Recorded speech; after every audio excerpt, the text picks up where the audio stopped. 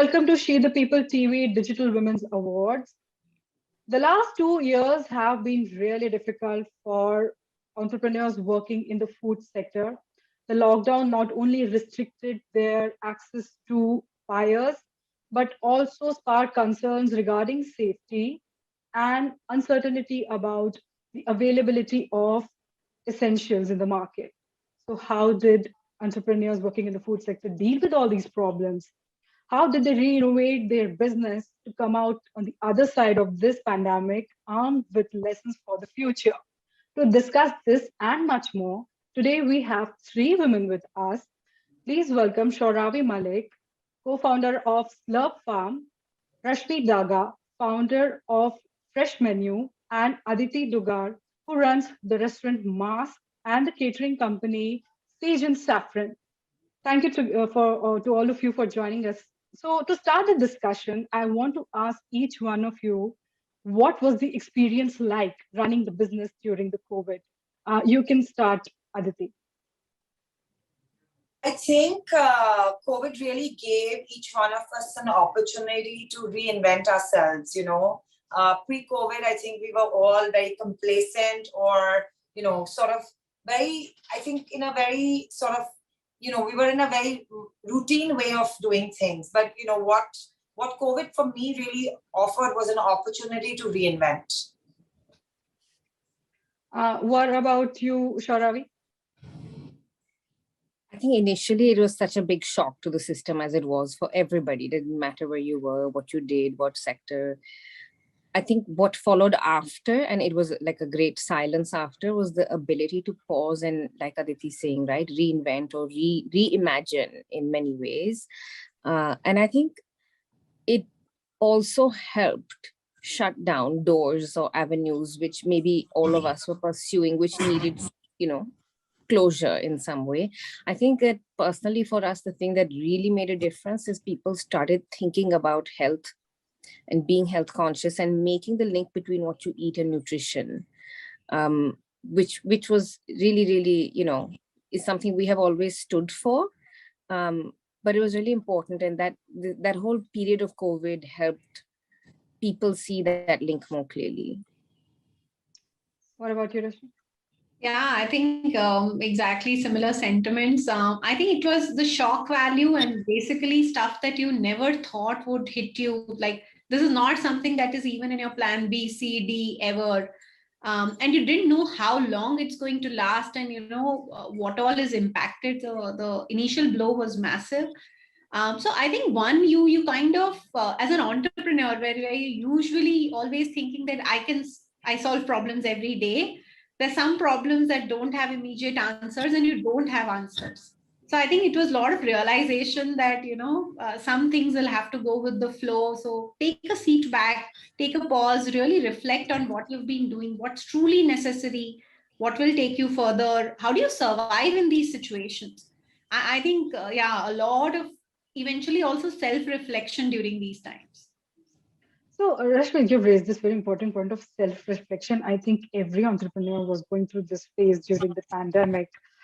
When there's so much uncertainty, when you're offering both offline and online services to a buyer in person and dining, but then COVID happens and your options are suddenly restricted, how do you go about innovating your business when when there's the possibility that nothing would work and everything could? So I think first couple of weeks was just living in denial, right? That you just believe this has not happened and you don't want to react and respond to it. But then I think step by step, every step for us, while delivery food was allowed as a business, I think there was massive inertia or, hesitation from the customer side that, I don't know from where COVID would come to me. And the first few months, I think the entire industry kind of turned around. Right from protecting employees, teams, how do you work in a remote fashion for a business which is so physical in nature, all the safety measures, protocols, figuring out how do you communicate with users, change of menu. So I think that there were a lot of moving parts and I think we took each one at a time and worked with it. it took us a couple of months to really come to terms with the new way of doing even delivery business, and a lot has changed, during these times. So yeah, but I think initial was all denial. Was it same for you, Aditi? Were you facing denial as well, or you had a plan You know, from the I word go? think that we were in such a fast-paced business, and of course, Masque was all about like experience, and like it's such a tactile experience to also be part of that. Seven. It's almost like you pause, right? When you come to Masque, you're really indulging in a 7-course meal. Everything shuts down around you because we are forcing you to sort of pause and enjoy that experience. And for us, we never even imagined that we could ever deliver a Masque experience at home.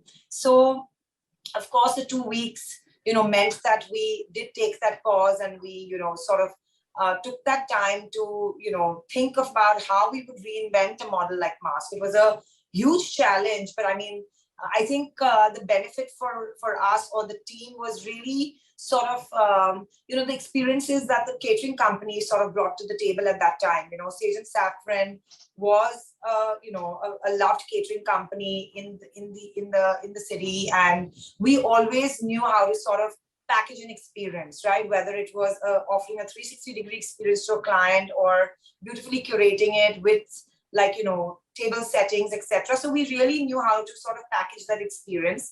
So that sort of the two teams really came together, and I think we'd worked too hard, and like it was so unfortunate because we literally that year we came on like Asia's 50 best discovery list. Masque Lab had just opened in January, so there's too much at stake to even sort of lull about or feel low about, because we knew that everybody, like, forget like what I wanted, I think every individual in the organization wanted to make it work. So everybody came up with creative ideas on the table. So it was really, I think, the way the sort of the teams came together, it was just it was such a satisfactory experience. What COVID taught us was really that hiring the correct people, working with like-minded people is so important to build great businesses. Yes.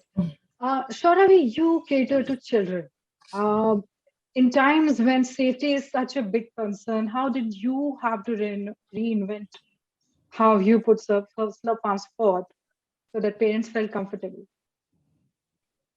Similar to what they've just shared, in end of Jan, early Feb, we had launched like an experience center, and it was a big space in the office where kids were going to come, and there was a cooking studio, there was a recording studio. We had spent so much time branding the whole thing. It was beautiful. And at the same time, in Jan and February, I had friends in Hong Kong, then in the UK and the UAE. So although India shut down towards the end of March, by Jan, Feb, that was starting to play in our heads. And I don't think that we could have ever foreseen this like complete lockdown situation. But we were starting to, as you said, like children's food, feeling a bit worried about the food itself, because we may not remember, because we should actually take videos of that time where we were sanitizing every piece of packet that came into the house, right? Or washing every vegetable. We'll forget.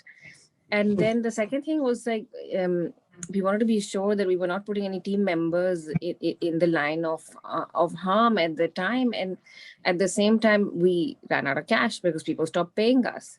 And it was like a very weird time, because retailers are making more money but not paying because everybody was uncertain. And so, you entered this sort of classic stress situation. And I think we just responded fast. So we shut down the experience center like 10th of March. We closed office. We asked people to stop coming. We didn't know whether we would make it through. But, we took the point that we don't, life is more important. So people should come out of this alive versus the business will get there at the end. And so I would say March, April was tough. But because we were a food company and a children's food company, we were allowed to continue to operate during this time. And so if you remember, Amazon, Big Basket were allowed to do essential services provision. And that's actually when the offline business, went in a direction that we hadn't foreseen due to COVID. So in that sense, it was helpful. I do think that we're coming out at the end of 20 months of this. we've all almost forgotten. But man, I think some things will stay, you know. I think some things will stay. And I think certainly in our business, like a increased focus on, like a friend was telling me in Korea, people have always worn masks. They were like, nowadays you guys are stressing about wearing a mask in the playground. They have always worn a mask, even during normal times. So I think some of that heightened sense of hygiene and care, I hope stays in the food industry, because we have a better sense of how contamination spreads. Shauravi, as you pointed out, 20 months is not a short duration. And the worst part about the pandemic was that there was not a constant. There were ups and downs, there were changes that nobody had foreseen. So when you adapt so quickly to the changing, what has been your learning curve like? What did you let go? What did you retain? What new lessons you felt that you need to stretch out on these ideas, you need to cut down? Be very ambitious during a recession. So guard the fort, but don't be scared. It is also often a period of great growth. And if you make sure that you have the right strategy, when the world is in flux, if you have clarity of thought and where you want to go, it's often a time where you will be able to get, market share, or get, basically in the silence of the noise, you will grow. And I've seen this in 2 previous recessions. So this time, I was like, it's my company. In the past, I've seen it when I've worked for other people. I think that was one big learning this time. What about you, Rashmi, dealing with so much fresh produce and so many uncertainty where you'll get something today and tomorrow you don't know? How did you learn and adapt to the situation? I think one is in your own setup. I think, and especially for our kind of setup, I think we took this time to really reinvent our processes at the kitchen. Food business is a 365 days business, especially food service, and you're usually not able to correct things because it's a moving machinery, and there are a lot of ideas that get stuck because how will we do a large scale change. But this kind of downtime allowed us to make some large wholesale changes to the whole process system. I think we are way better prepared. We understand the nuts and bolts of this business way more because we were pushed to the wall. And to survive, you had to really reinvent a lot of things. The way you think of menu, the way you think of costing, the kind of supply chain that you really need, what you really need to do, and what you could get somebody else to do. So I think it allowed us to really reinvent a lot of processes and a lot of, if I may say so, I think the whole engineering behind, how do we deliver good food to people? And I think in hindsight, I think we'll be thankful that we got this time, because now it's a change made for a much longer period of time. Also, as a company, we've come out as way more resilient. As humans, I think we've tested our own resilience and patience. Things can't be done on the fly, and you need to be patient about it, but you need to be persistent that yes, I need this to happen and it will eventually happen. I think some of those are my takeaways from the whole time. What about you, Aditi? You must have had to reinvent a lot with the COVID.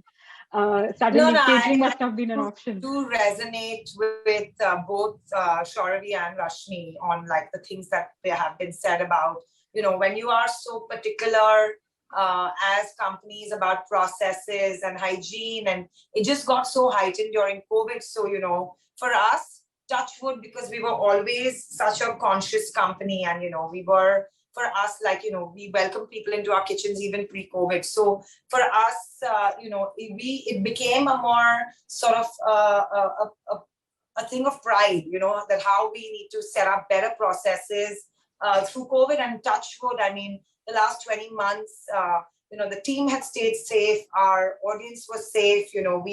I think it sort of taught people how to put better practices in at every touch point, and it was, what was amazing is it was coming out from like ground up. It was not like me sort of, directing the team, or lead, this is what we need to lead with. Everybody was so conscious, about their families, the safety of their people. They also felt responsible for sort of their family that was sitting at home while they were at work. So it was really a heightened sense of responsibility. And we did have to, of course, let go of things that didn't seem important at that time. For instance, like, we weren't running 3 kitchens. It made no sense to be wasteful. You became so conscious about curating an experience that would be safe for the people in your kitchen that are working together, whether, deciding the number of people you could get into work at one point, So it didn't really matter what sales you were doing. I think it was just about survival, which was extremely important. Absolutely. So But I think what really came with it was that whatever little we did, we got the opportunity to experiment with things that we never thought we could do, So even like for catering, we went online, we started like sauces, we started products. Like, I think it was constantly like, because we're working with such a short sort of product list that's our inventory or that's our offerings. There was this constant need to keep feeling like, let's reinvent, let's make the team more inspired by doing different things every day, every week, every month, Let's change up the format so nobody feels bored. Speaking about changing the format, coming to you, Shauravi, one of the silver linings of COVID has been that people have suddenly begun opt for healthier food, especially for children. Everybody wanted immunity boosters packed in their food. Was that a challenge for you, or did that help you grow your business? And how did you meet demands of having immunity boosters, etc., in food? So I think immunity booster might be a little bit gimmicky, but I think that immunity as the last line of defense against disease is the only way to eat. And we have always said that. So it didn't make us change anything that we did. It just amplified our message. So, drinking more kada is not going to make you resist corona. But I think that in general, eating a diet which is balanced you're less prone to diabetes, you're less prone to long-term, all the factors that were making people susceptible to COVID, or for example, any virus when it enters you, right? Your body needs to be strong to withstand it, is very much linked to food. And I think, like I said earlier, what that did was people started to understand that link, right? So we started to look beyond this like 5x height and, your brain is going to be smarter kind of narrative, because that is what has been marketed to young children so far, while the ingredient is actually maida and sugar. So I think that it led to greater label reading, and it led to greater understanding of food. And, a statistic is important. Like, did you know that most medical doctors, and this is a US statistic, in 4 years of becoming doctors, study food for 4 days? 4 days, right? So when you have an illness, you're just given a pill, but you're not told that this change could make such a difference to your lifestyle and therefore the end cause disease as well. And I think corona just brought that to people's focus, and it definitely helped us as a business. What about you, Rashmi? When you're dealing with fresh produce, one of the concerns that people had was that there was a time when people believed that you could get COVID from touching veggies, or it transferred from surfaces. Did it make it difficult for you to reach out to your buyers and say don't worry about it, or did it help you because people were more interested in eating fresh and healthy? See, I think what Shauravi said about immunity boosting and a lot of gimmicks around immunity boosting. But I think if honest food, right, the kind of food we do, which is freshly prepared in your kitchen, very close to you, we're not adding any preservatives to really, make it before. We're not microwaving the food. We knew that we are doing honest food for people, so we could really go and communicate the same. I think we have seen in the last 2 years, and actually, the importance of better for you, good for you. I think a lot more consumers are very conscious of, the behind the scenes around F&B industry. I think move towards honest brands, move towards, food that is good for me in the long run is clearly the narrative. I think we really thought about, launching this whole collection about immunity boosting and all. And in a few trials, we understood that, good food is the immunity boosting food, right? Not just adding honey, ginger, lemon, etc. is not really going to get you the immunity that you really need. So I think we went off that curve very, very quickly, because we realized that, we don't need to do all of that. We just need to make sure you eat well, eat more balanced, don't load up on preservatives and microwave food. So that's the truth. And I think consumers have come around wanting to know more about the food, the description behind the products, asking around, questions around supply chain, etc. So we've got emails, we've got queries. We went on social and kind of, communicated that way better than we used to do before. I think that's a future. And healthier food or eating better food is clearly now a long-term play. Unlike earlier, where health food was more like a niche. There are very few people who want to eat healthy, really understood what is healthy food. I think today the narrative is very, very different. And obviously, we will have consumers across the spectrum, right from eating less guilty food to extremely diet conscious food. But I think everybody is very conscious of what they're really putting on their plate. What about you, Aditi? What was your biggest struggle? Was it getting the restaurant back on track, or was it building a parallel way to keep it running? I don't think, in fact, I think COVID, in fact, sort of proved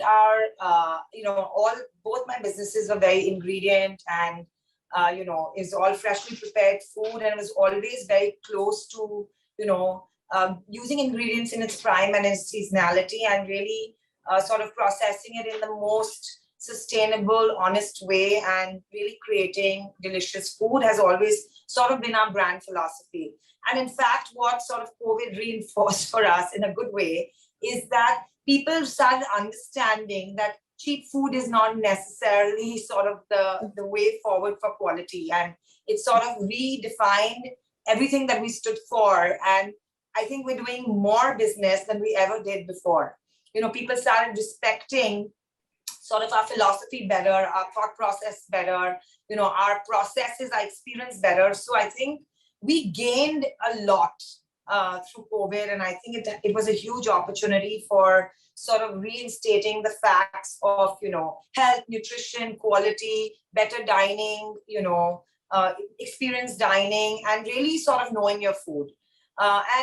And it also sort of, as an individual, gave me an opportunity. I've always been extremely health conscious, and I'm a mother of 3 kids. So for me, like I've always been my whole life, practiced clean eating, and been into yoga and fitness, and I think like what it did reinstate is also, I think what I did bring to the table, even in a home environment, is really sort of, I think the kids started understanding when I used to be so conscious about, okay, like, don't eat this food, is so highly processed, or like, and I think it brought that awareness, and, Shauravi would stand for this, is that even the young have now become so aware of what they're putting into their bodies. So I think like we're really creating a generation that hopefully is going to really finally change this world. Stay with Aditi, because I want to know from you the role digital medium has played in furthering your business. What did you learn? What did you unlearn? How did it help?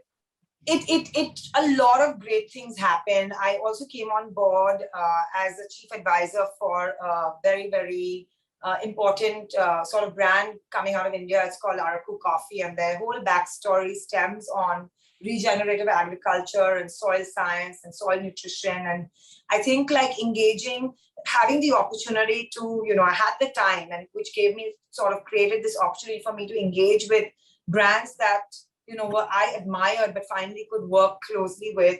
It gave me a whole new angle of like how I want to deal with food, or how I wanted to position myself, or how I wanted sort of also my brands to be perceived. And even like, on the catering side, I mean, of course, Masque had a very set philosophy, but on the catering side, it was a lot about like consumerism, and catering is quite wasteful. So, we started like adopting better practices through COVID to, create change within the organization. So I think like having other opportunities outside of my comfort zone helped me also to build better practices within my organization, which was amazing. I also started like, studying at nutrition school in the US to, become a holistic nutrition health coach. So it gave me a lot of time to also sort of,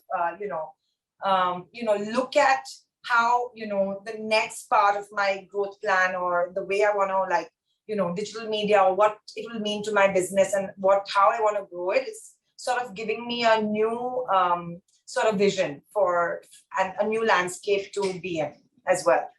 What about you, Shauravi? What was your vision when you went to digital with your business? Firstly, I really enjoyed what Aditi shared right now. I'd love to know the course that you did, but it's fascinating, right? Like that's true almost evolution during a crisis. It sounds so nice. I think coming back to your question on digital and how did that help the sort of business or the growth that we went in, I think, can you hear me? Sorry, is Yeah, there? yeah, Yeah. So I think the issue is that I used to tell the team the decision time between someone getting your ad to buying you has just now elapsed to 1 minute. So, there is no more marketing team and sales team. It's one team. And so we actually made an org change, which was that it's no more everybody is not in silos, it's the customer team. And that's because what was starting to happen is that people saw the customer as some box somewhere, and then there would be, I do marketing, I do sales, I do offline, I do this, I do that. And it just was to reinforce the point that if you don't have your customer and if you don't reach them digitally and they don't like you and love you, you're dead. And so, it's called the customer team or the revenue team, whichever way you want to call it. But we basically reorganized everybody under one umbrella. And obviously operations and finance sits outside of this. And I think one thing I wanted to share that we did, digital or not, right, but it was over Zoom, was we sat down and the whole team read a book called Conscious Capitalism. And the idea of that was to reinforce who are the stakeholders of your business, really, across the board. And given that we all are in, I always laugh and say when COVID happened or when Zoom happened, really, because COVID happened and after a while when we adjusted, Zoom happened. We're living in Zoom. And so, look at us right now. And in some ways it was saying that not only are we selling to the consumer digitally, but we are interacting with each other digitally every single day as a team. And everything changed because of that. So, we were able to do team meetings twice a day, which would never have happened in the real world because everybody would be in different corners, different places, or, mayhem. And that then translated into that same speed and efficiency of reaching the customer, right? Because you can communicate what you want to say. A simple example is on an offline retail shelf, there'll be 20 new brands. And you'd be fighting for space or like shoved behind some, massive brand that's been around for 200 years or be asked to pay money you don't have, versus when you're playing in the digital medium, in the beginning, the smaller brands adapted faster. So we were able to get visibility and presence and people to notice us. And then, of course, everybody poured and piled in more money. So now you're like, okay, in some ways it's now thinking, where's the next gap for a brand that's new to stand out? Because all the big brands are putting money into the digital channel suddenly. So, that evolution continues and let's see where we land. What So about you, I just want to add one thing to what Shauravi said, that I think it also, because we were talking to an audience that you didn't know who was really listening to you, or you didn't know who your consumer was when you went so digital. It could be like anyone buying into your product. You really wanted to sort of add that excitement or that human value into anything that you were trying to position. So whether it was through reels or videos, I think you start exploring different mediums of communicating or actually trying to make your brand like human, like digitally human, so which was really, really exciting. Coming to you, Rashmi, digital has been an integral part of your venture. So for me, this sounds like redemption, because when we started, the whole world said no F&B brand could be made without being physically present, without anybody knowing you, seeing you. And we really kickstarted this whole journey. We were very true to being a digitally native brand. We built out the whole product for a pure delivery business. People never saw us or our kitchens till we opened one experience store at the airport in Bangalore. So I think for me, it sounds like a bit of redemption that yes, brands could be built online. I think you have to think of the overall brand experience and the proposition. It does not need to be, omni-channel, only digital or only physical, etc. I think the new realities are very, very different. The consumer segmentations now, now a lot of people talk about consumer segments are more by behavior instead of geography and all of that. So I think it's very interesting, but for people like us, it's part of now core DNA, and I think consumers are king, right? What consumers are seeking. If you can really stay on top of what your consumers are thinking, and how you could offer something that adds value to their life, that's what is important. Uh, Rashmi, as people, as entrepreneurs, doctors, writers, each one of us has good qualities, bad qualities. Uh, if you had to pick one quality of yours that was put to the test uh, through these 20 months, what would it be? Actually, I think accepting that I'm human, I make mistakes, and I don't know. I think that truly came out, because most of the other times you have to really put up this show that I can solve for everything, and then I think that human qualities, accepting human qualities, building back relationships across the board, went back into reconnecting with family, with friends, with teams at a human level. I think that quality really came out. Something that I feel like we put behind, thinking that all you have to do is focus on business and metrics and growth. So yeah, I think that's really that has come out. What about you, Shauravi? I think it really was a time to look within, and sort of focus on all of this, things that you otherwise don't find time for in the noise that's going on. And I think that we really took the time to do that as a team. I would say one thing that COVID taught us as a leadership team, that the next time you're sort of faced with a crisis, how do you handle the people situation better? Because there were a lot of very difficult situations that arose, and they arose in the midst of very complicating times. We didn't know which way things could go at all. And I think with a bit of foresight, right, and a bit of learning, I think that we would do it very differently next time. That was definitely one takeaway. But I think the really large focus was on team building, coaching for everybody, leadership help, and we all really enjoyed that process as well. Aditi, your experience, what was put to test as an So entrepreneur? I think for me, the biggest takeaway was that I didn't know how to sort of pause. Like, it was always like waking up with a new idea every day, onto something else. So I think it gave me a huge opportunity to definitely look within and really sort of focus on, what's really going to be important for me for the next 5 years. Is it like, okay, do I want to be the best restaurant in the country? Is that what my focus is? Or where does my focus really lie? And I think in my head, I was able to finally have some time to understand what sort of is what I want for my own future, and like what's going to give me happiness. Is it money, or doing something, which is socially beneficial, or is it health and nutrition? So I think really I had that time to create some focus. And I think that what a quality that was sort of, because I was everywhere, and I think even now I'm everywhere, but like I'm now bringing a little more focus. Like I'm setting up better sort of cultural, a cultural or, culturally driven organization, sort of team building, putting, making people more responsible within the organization as an organization structure I never did before. I would want to do everything myself because of my obsessiveness to do it perfectly.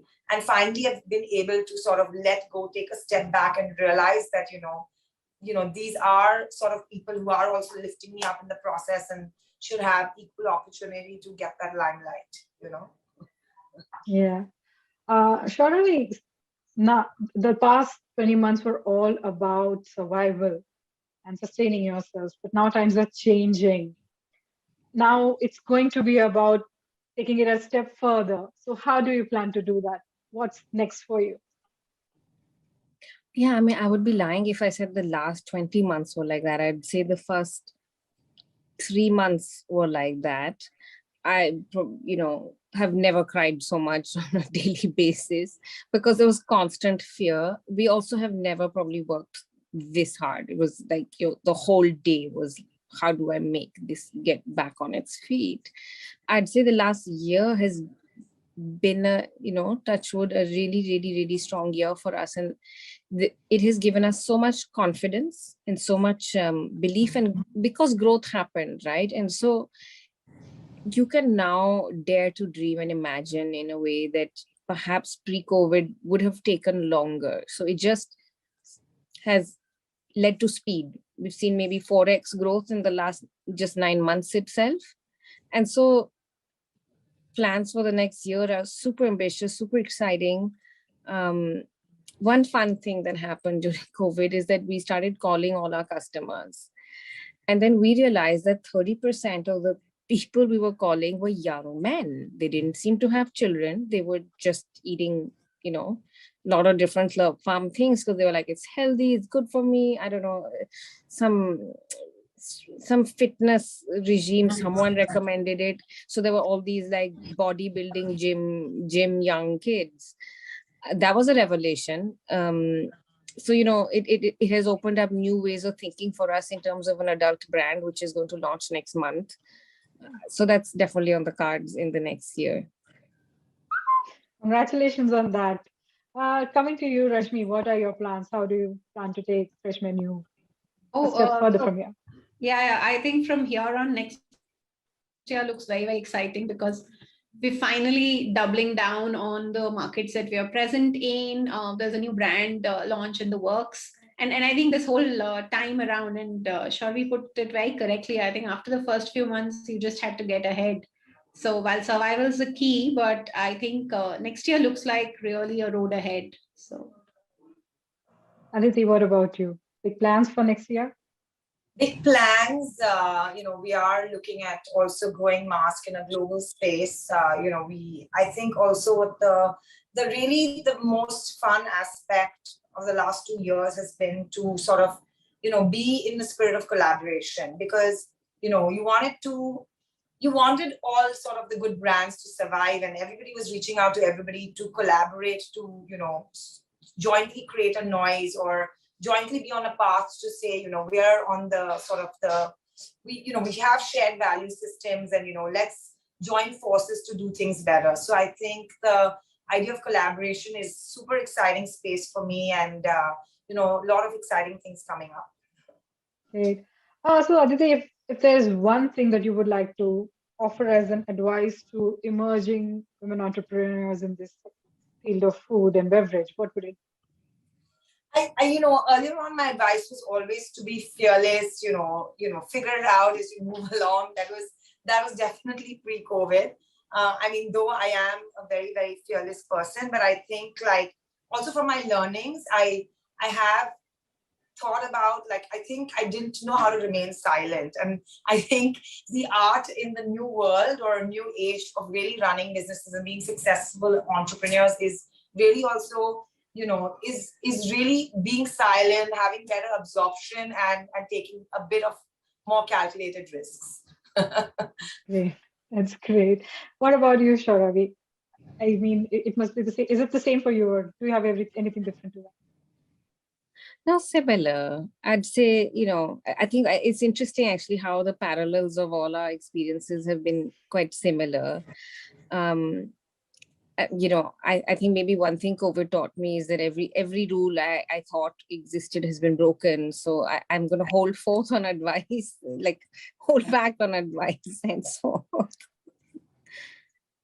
What about you, Rashmi? I think COVID has changed everybody's mindset. But still, if you had to offer some encouragement to a young emerging food entrepreneur, advice is the same actually.